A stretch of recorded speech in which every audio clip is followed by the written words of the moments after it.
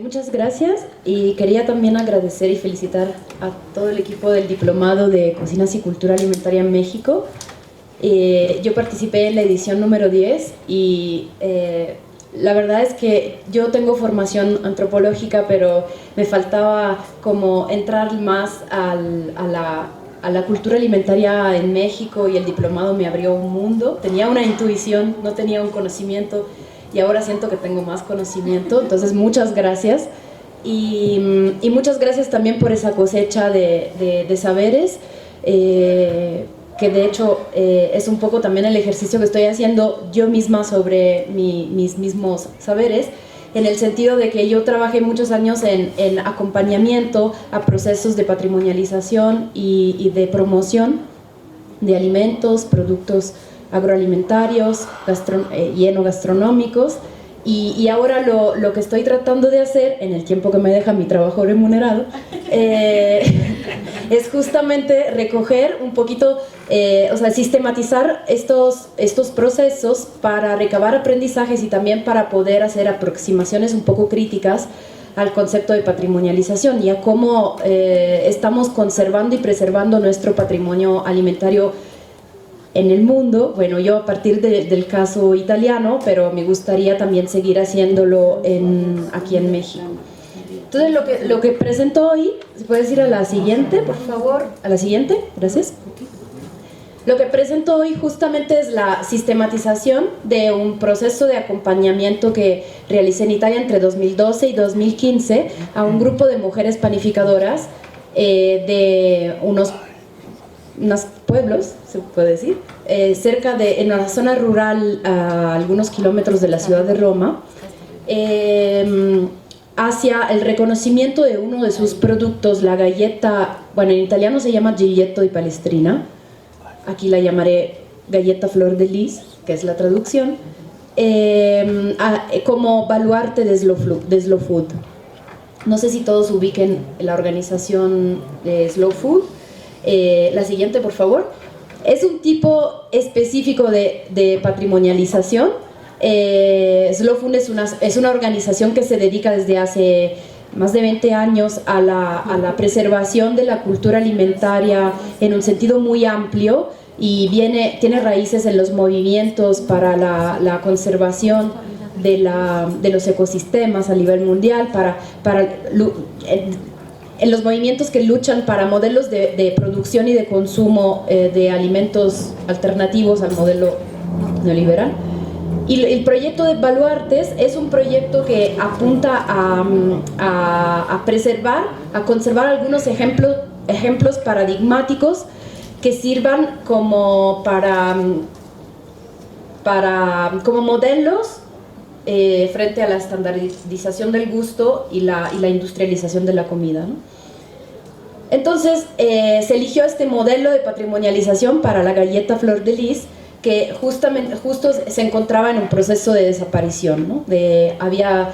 Quedaban poquísimas mujeres con el conocimiento, y la producción estaba en un fuertísimo declino.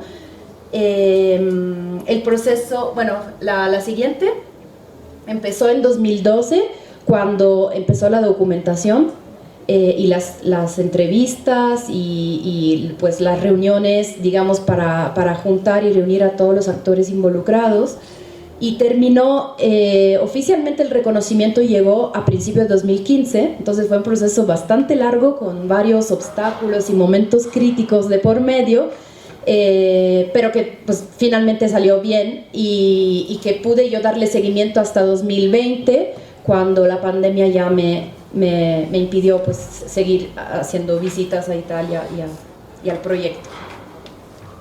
Y bueno, la siguiente, por favor. Sistematizando un poco la experiencia, identifiqué algunos ámbitos de investigación que me parecen relevantes e interesantes, que son estos 4: el ámbito de las mujeres panificadoras, el ámbito del sistema local, los significados y rituales, y la política pública y el mercado. Lo que voy a hacer hoy es describir un poco qué cosa yo he observado dentro de estos 4 ámbitos, y luego, muy brevemente, presentarles también algunas reflexiones críticas que estoy todavía desarrollando más y que espero poder presentar en otro trabajo futuro como más ampliamente.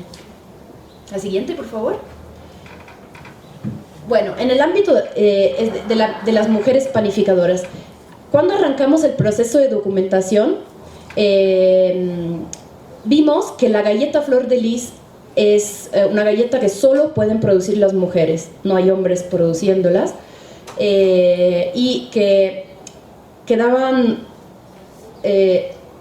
poquísimos lugares donde todavía se sabía realizar la galleta, y sobre todo que estas mujeres que todavía la seguían produciendo vivían como una doble vulnerabilidad, porque de un lado eran mujeres en un mundo, el de la pequeña y mediana empresa de producción de alimentos en Italia, que no sé cómo sea en México, pero en Italia es un mundo muy masculino, hay pocas mujeres dedicándose a eso, sobre todo haciéndolo, digamos, dentro del mercado a nivel comercial, y también por ser artesanas, digamos, en un mercado, en una sociedad que prefiere alimentos procesados e industrializados. Entonces lo que estaban tratando de hacer ellas para poder seguir produciendo la galleta era tratar de industrializar el proceso con moldes, tratar de invertir en publicidad, tratar de bajar el costo de las materias primas, bajando obviamente la calidad, y todo eso porque el precio de la galleta estaba muy por debajo de su valor de producción. Entonces esta era la situación como la observamos en un inicio en el proceso. La siguiente, por favor. Otro problema y obstáculo, bueno, obstáculo no, pero momento crítico del proceso fue identificar cuál era el sistema local que tenía la paternidad de esta galleta, o sea, de la receta. Y eso porque la situación que observamos era que dos municipios se estaban peleando la paternidad de la receta. Y si los ven aquí en la fotografía, son estos dos municipios, bueno, como los llamamos, son ayuntamientos, no sé cómo definirlos, ayuntamientos, dos comunidades, una abajo del cerro y la otra arriba del cerro. Hay un caminito de 20 minutos a pie que los separa. Hablan dos dialectos diferentes, así estamos en Italia. Y estaban muy peleados entre sí. Y tuvimos que documentar muchísimo la historia a través de fuentes historiográficas, a través de mitos, etcétera, para lograr un acuerdo entre las dos comunidades, que de hecho siempre fueron, digamos, parte de una única unidad, digamos, no sé, arquitectónica. Si lo ven aquí en la fotografía se ve, ambos pueblos fueron edificados en la Edad Media, aprovechando la cimentación de un santuario monumental romano que ocupaba todo el cerro. Entonces nunca fueron realmente separados, y luego durante muchísimos siglos fueron parte de un mismo feudo. Entonces realmente la separación es reciente, pero sí hay mucho orgullo. Bueno.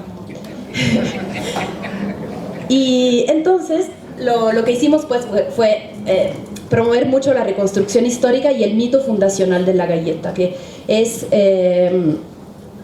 digamos, en un periodo histórico, en el siglo XVII, la familia, digamos, aristócrata, dueña del feudo donde estaban estos dos comunidades, tuvo un problema de impuestos no pagados al Papa, que era, pues, dominaba toda la zona, y entonces tuvieron que huirse y huyeron a la corte del rey Luis XIV en Francia, y ahí estuvieron viviendo con todo su corte y sus cocineros, etcétera, durante varios años.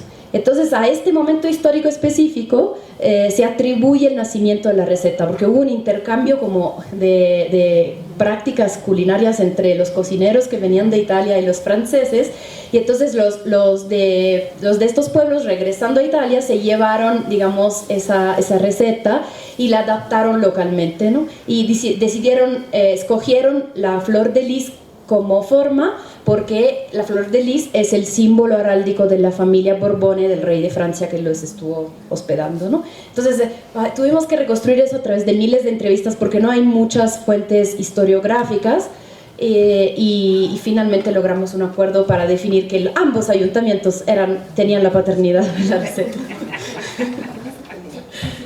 Entonces, bueno, la siguiente, por favor. Básicamente, a pesar de que ya casi no había producción de la galleta, o sea, el volumen era muy limitado, en el sentir local, el consumo de la galleta seguía asociado a momentos muy específicos del ciclo de vida y del calendario católico, ¿no? O sea, las familias pedían galletas, flor de lis, cuando en bautismos, en matrimonios, en confirmaciones, y también se consumía en fiestas patronales, en fiestas de Corpus Domini, etc., ¿no? Aquí lo que se ve en la fotografía justo es un adorno floreal donde se ve la galleta ahí en el piso con flores, y se reconocía todavía como un símbolo muy relacionado con la identidad local. Y todavía se festejaba la Sagra del Giglietto.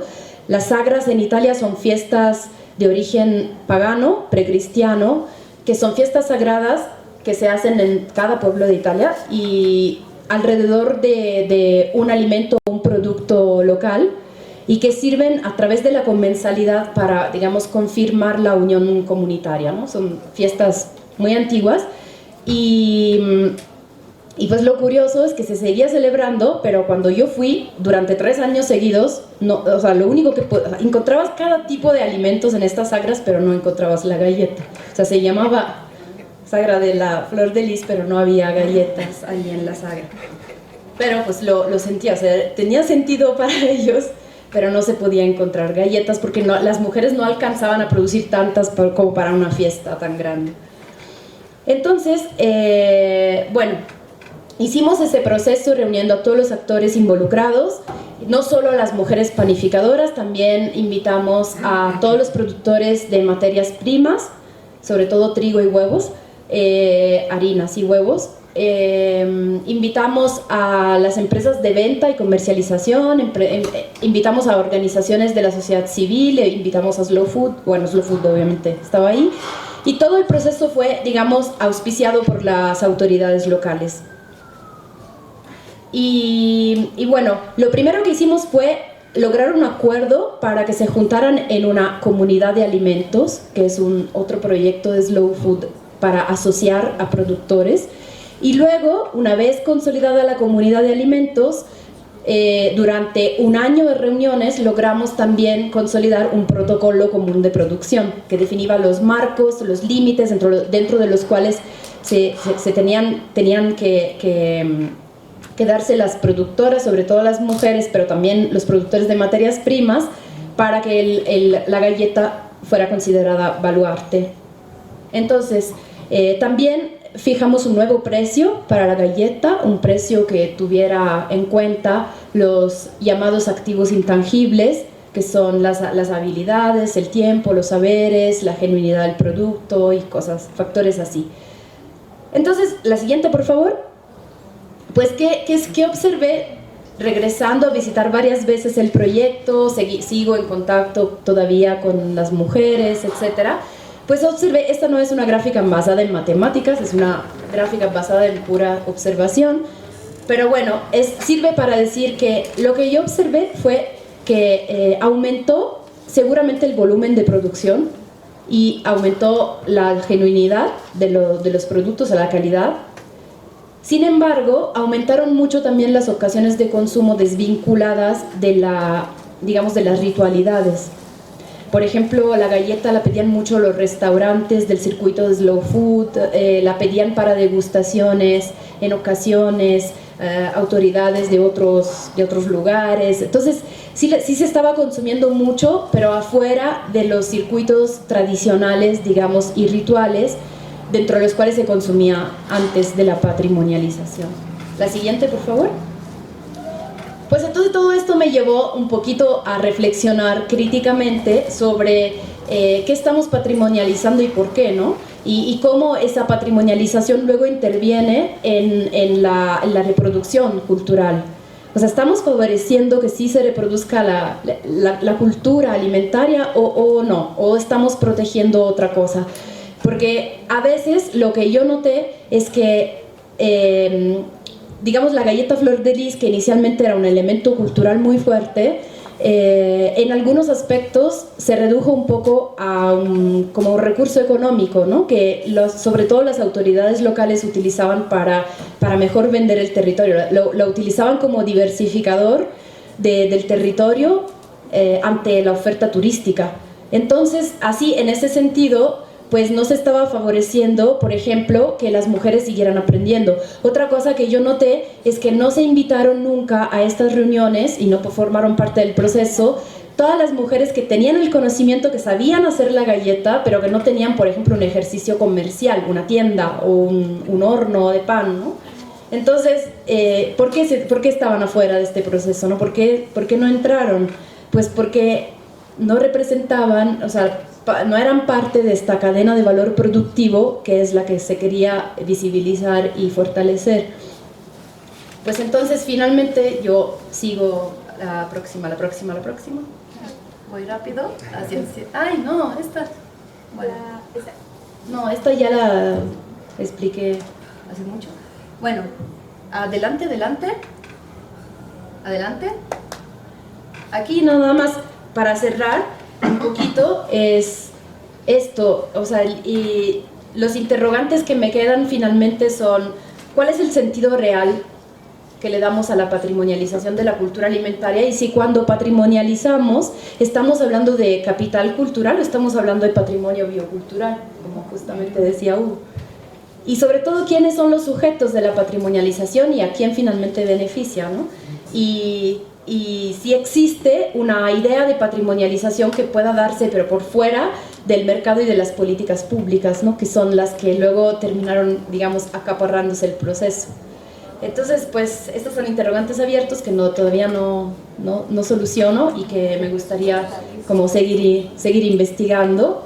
Adelante. Estas son unas mínimas referencias bibliográficas que utilicé. Adelante.